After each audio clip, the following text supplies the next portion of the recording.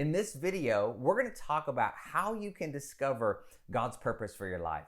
So if you've ever wondered how to know what God has called you to do, you're not going to want to miss this video. Before we jump in, make sure you subscribe to this channel if you haven't already, and click the bell if you'd like to be notified when new videos come out.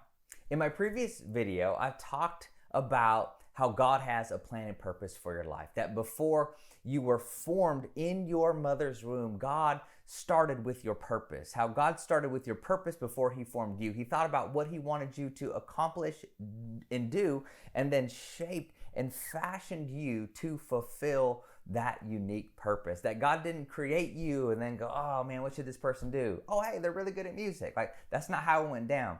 God started with your purpose in mind. He started with the end goal and then worked backwards to form and fashion you to fulfill that thing that He has called you to do. He gave you unique gifts, talents, abilities, passions, and desires that would ultimately lead you to fulfill that purpose that He has for your life. Psalm 139 says this: "You created my inmost being. You knit me together in my mother's womb. I praise you because I am fearfully and wonderfully made. Your works are wonderful. I know that full well. Your eyes saw my unformed body.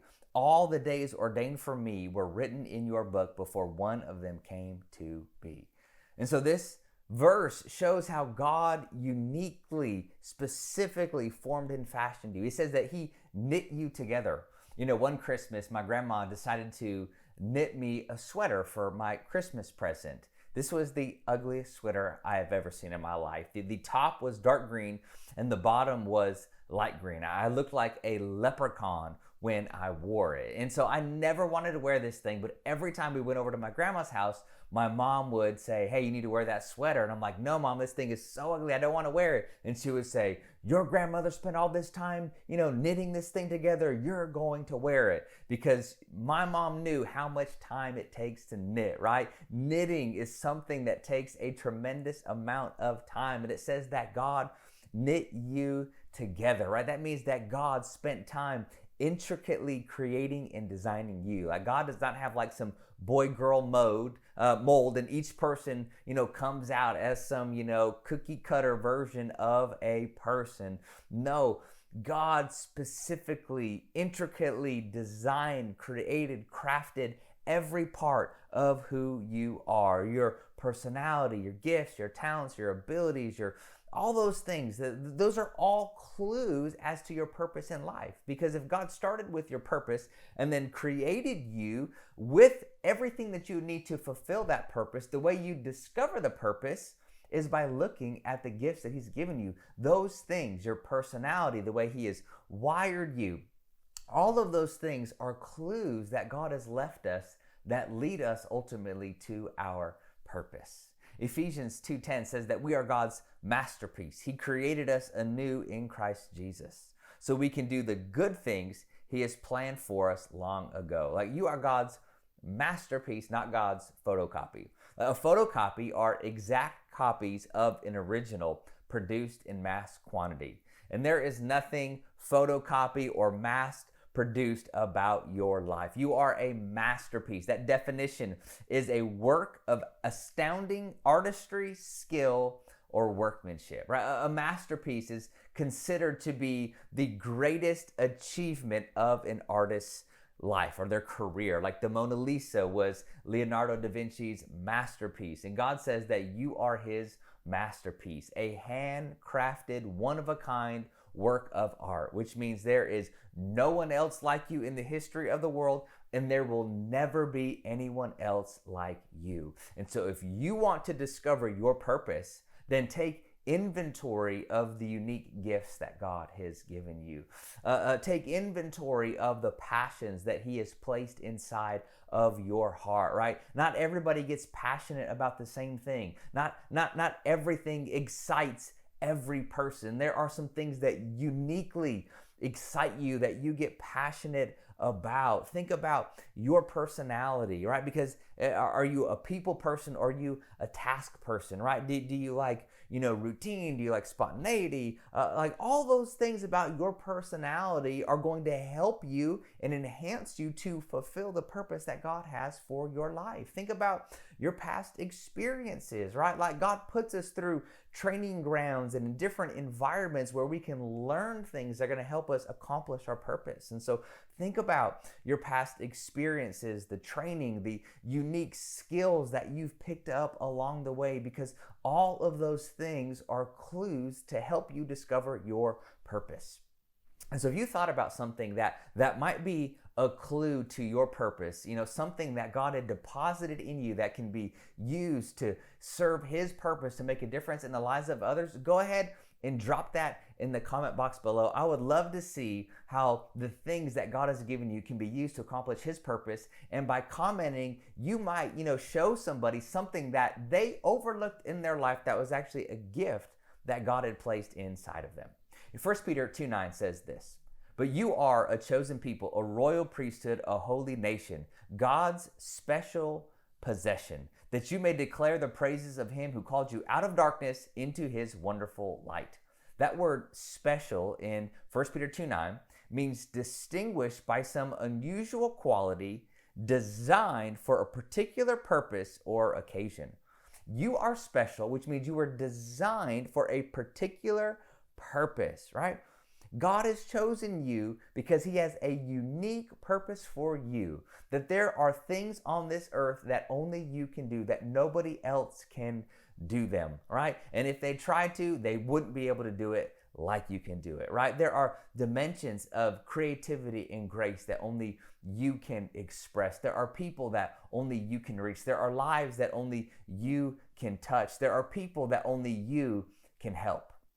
At the Lowe's store, they have a, key machine. You used to have to give the key to a person and they would, make the key. But now they have a key machine and it has all of these different specialty keys that you can get. And so for Father's Day, my wife decided to take all of my keys and remake them into superheroes. I'm a huge, Marvel fan, so I absolutely loved it, right? I have all the Avengers on my key ring, but there was one problem. She forgot what key she made into each different superhero. And so I'm trying to open the door to my house, but I don't know what key it is. So I'm like, all right, is it Iron Man? Is it Black Panther? Is it Spider-Man? Is it Thor? All right, which key is going to open the door? And because there was only one key that could actually unlock the door, right? All the keys were superheroes, but only one specifically unlocked the door. And the same is true for our lives. God has given every person supernatural gifts, talents, and abilities, but there are some doors